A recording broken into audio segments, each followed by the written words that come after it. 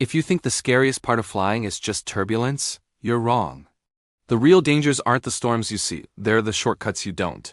Today, we're exposing the legal loopholes that allow planes to fly with broken parts, the shocking truth about how often pilots fly on almost zero sleep, and the terrifying reason why those cabin air filters are rarely changed. Stick around, because by the end of this video, you will know the 4 insider secrets your pilot is trained not to tell you, and why that seemingly cheap ticket might be the most expensive risk you ever take. Let's dive in. You step onto the jet, and you see that shining, flawless piece of engineering. You instinctively believe that before every flight, every single part on that massive machine is checked and perfectly functional. But that's the illusion. What the airlines don't want you to know is that they have a secret regulatory loophole called the Minimum Equipment List, or MEL. This isn't a checklist of things that must work. It's a list of things that can be broken or deferred for hours, days, or even weeks. It means your plane is often taking off legally with known failures. Think about that for a second. A plane can fly without, say, an auxiliary power unit, a coffee maker, or even an automatic flight control system fully engaged. While minor cosmetic flaws are one thing, the MEL often includes crucial items like backup landing lights, redundant navigation instruments, or certain hydraulic system components. The rule essentially states, if a problem doesn't directly and immediately ground the plane, it can wait. The real issue isn't the single broken part, but the fact that multiple deferred items can compound the risk in an emergency. When a technician finds a non-critical fault, the problem isn't fixed. It's simply documented and rescheduled for a later maintenance window, often hundreds of miles away. This process saves the airline massive money by avoiding delays and cancellations, but it introduces a domino effect of subtle dangers. Every subsequent crew member knows a part is broken, yet they rely on the redundancy, the backup system, to handle the workload. You're trusting your safety to a system that is already operating at a compromised capacity. This practice is the starkest example of where safety margins meet cost-saving measures in the aviation industry. The regulation itself is a necessary evil to keep air traffic moving, but the incentive structure is clear. Get the plane off the ground. If an aircraft has 2 working backup systems, the MEL might permit one to be faulty, saving the airline the expense of an immediate repair crew. The real danger lies in the crew's reliance on those backups, leaving them with zero margin for error if another unexpected failure occurs mid-flight. The MEL is, therefore, the hidden trade-off you make when you purchase a cheap ticket. You're betting that the built-in redundancies are enough to cover the known deferred failures. But the maintenance loopholes are only one side of the coin. Even a perfectly functioning plane relies entirely on the human judgment of the 2 people up front. What happens when those pilots are pushed past their physical limits and are making life-and-death decisions on less than 2 hours of sleep? That is the unspoken danger we need to talk about next. We just exposed how your plane is legally allowed to fly with broken components, but there's an even more volatile factor in the cockpit: human fatigue. Pilots are subject to extremely strict duty time limits, but those rules are often maximized by airlines to the absolute limit to save costs. This means the 2 people responsible for your life are frequently operating near the cognitive equivalent of being legally drunk. It's the silent killer in the cockpit, a danger far more unpredictable than mechanical failure. Consider the schedule. A pilot starts their day at 3 a.m. for a coast-to-coast flight, crosses multiple time zones and lands, only to be required to be back on duty 10 hours later. The human body simply cannot reset that quickly, turning the mandated rest period into a struggle with genuine insomnia. The FAA acknowledges this risk, but the industry often operates on a minimum rest standard rather than a maximum alertness standard. You're relying on a person fighting their own biology at 40,000 feet. Studies consistently show that after 17 consecutive hours awake, human performance degrades dramatically, leading to slower reaction times and critical judgment errors. This is where the terrifying concept of microsleeps comes in brief: involuntary moments of unconsciousness that last just seconds. For a pilot managing a complex approach or an unexpected emergency, a microsleep is the difference between a routine landing and a catastrophe. These incidents happen more frequently than you think. Pilots are encouraged to report fatigue, but the reality is a clear catch-22. Reporting it often leads to penalties, schedule disruptions, or internal disciplinary action, not support. This creates a culture of silence where pilots often lie about their rest hours to avoid career repercussions. So, while a formal fatigue risk management system may exist on paper, the financial pressure to press on means many crews decide to just tough it out. They take the risk so the flight takes off on time. The pilot fatigue crisis reveals a deeply systemic issue where cost dictates safety. You realize that your life is entrusted to people battling exhaustion and equipment fighting technical deferrals. But the dangers aren't limited to the people flying the plane or the parts that keep it in the air. What about the very air you're breathing inside that pressurized tube? The invisible contaminants that cycle through the cabin might be the most insidious danger of your entire flight, and it's one you can't see coming. You've accepted the risks of deferred maintenance and pilot fatigue, but what if the most insidious danger is the air itself? Airlines often boast about their HEPA filtration systems, assuring you the cabin air is cleaner than your office. The terrifying truth is that over 50% of the air you breathe during flight is known as bleed air, drawn directly from the jet engines. While intended to be safe, this air passes through the engine's compressor section, creating a constant, low-level risk of exposure to toxic chemical compounds. The critical risk is something the industry calls a fume event, when engine oil or hydraulic fluid leaks into the bleed air supply, aerosolizing toxic chemicals into the cabin. Symptoms can range from headaches and dizziness to severe neurological problems, impacting both passengers and crew. These events are often dismissed as isolated incidents or bad air conditioning, even though they represent a clear, documented failure of the engine's sealing system.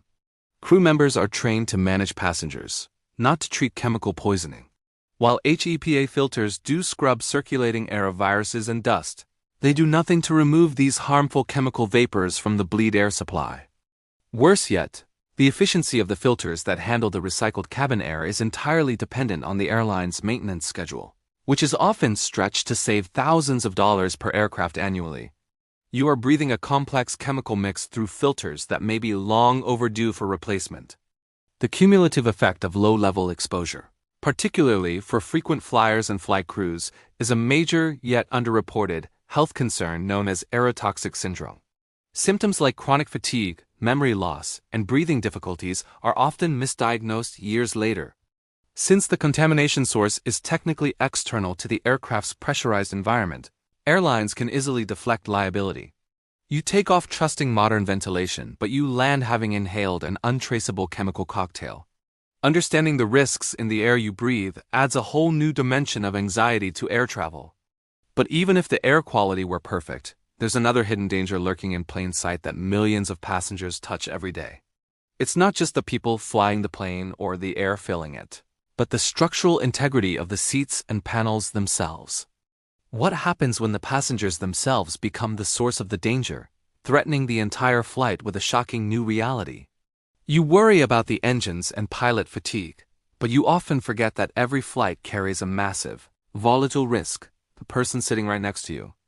The U.S. Federal Aviation Administration, FAA, has seen a terrifying spike in unruly passenger incidents, many fueled by alcohol, masks disputes, or simply rage. These aren't just minor arguments. These are genuine safety threats, from physically assaulting flight attendants to attempting to breach the cockpit door. Airlines and crews are trained for technical emergencies, but dealing with an out-of-control passenger often turns the cabin into a literal danger zone. A flight attendant's primary job is safety, not security, leaving them highly vulnerable to physical attack. When a serious altercation occurs, the crew must divert their focus entirely from the plane's safety procedures to containment. That means the security of every person on board is suddenly compromised by one unpredictable individual. The fallout from these incidents is far more severe than a simple police report upon landing. A serious, disruptive event often forces the pilot to divert the aircraft to the nearest airport, wasting thousands of gallons of fuel and potentially landing in dangerous or unfamiliar conditions. Every diversion adds unplanned stress to the aircraft's systems and the entire crew's mental capacity. It shows how rapidly a non-technical problem can morph into a critical aviation risk. Unlike almost any other form of public transit, there is no escape from danger at cruising altitude. Once an incident starts, you are trapped in a metal tube with a volatile situation until the plane touches the ground. This confinement transforms an isolated argument into a shared threat. Passengers often have to step in because the crew is outnumbered and under-equipped to handle the escalating chaos, turning fellow travelers into reluctant and unprepared security personnel. We've covered mechanical deferrals, exhausted pilots, contaminated air, and violent passengers, a full spectrum of dangers the industry hides. But the greatest fear is often the most primal and the least discussed. What happens when the massive, heavy objects carrying you fail catastrophically and there is nowhere to go? The true, unwritten protocol for a crash landing is the final, unspoken danger that changes everything you thought you knew about survival. You've learned about the human errors, the maintenance compromises, and the volatile air inside the cabin. But there is one unspoken danger that truly changes the calculation of risk, the chilling reality of a catastrophic event. We are constantly told that modern aircraft are designed to survive almost anything. Yet the entire cabin safety protocol is based on a terrifying, unwritten rule. Survival is not guaranteed, but a quick exit is the only chance you get. Every airline safety demonstration, from the seat belt to the oxygen mask, is designed around the 90-second rule. This is the strict regulatory standard that demands every passenger must be able to evacuate a fully loaded, compromised aircraft in pitch-black, smoke-filled chaos in 90 seconds or less. This rule means the crew doesn't focus on saving the plane. They focus on getting you out of it. Your life depends entirely on your memory of a safety briefing you likely ignored. Here is the part your pilot truly wishes you knew. Your chance of survival is statistically linked to where you sit. Experts call it the proximity principle. The closer you are to an exit, the higher your odds of escape. Studies show that passengers seated within 5 rows of an exit significantly increase their survival chances during a post-crash evacuation. Yet, most people instinctively choose seats for comfort or convenience, unknowingly trading a small safety margin for extra legroom. When a plane hits the ground hard, the flight attendant's brace position is meant to absorb the impact, minimizing flailing limbs and maximizing your chances of remaining conscious. However, the true shocker is the cabin structure itself. Emergency services are trained that the area around the wings and the fuel tanks is often the hidden impact zone with the highest risk of fire.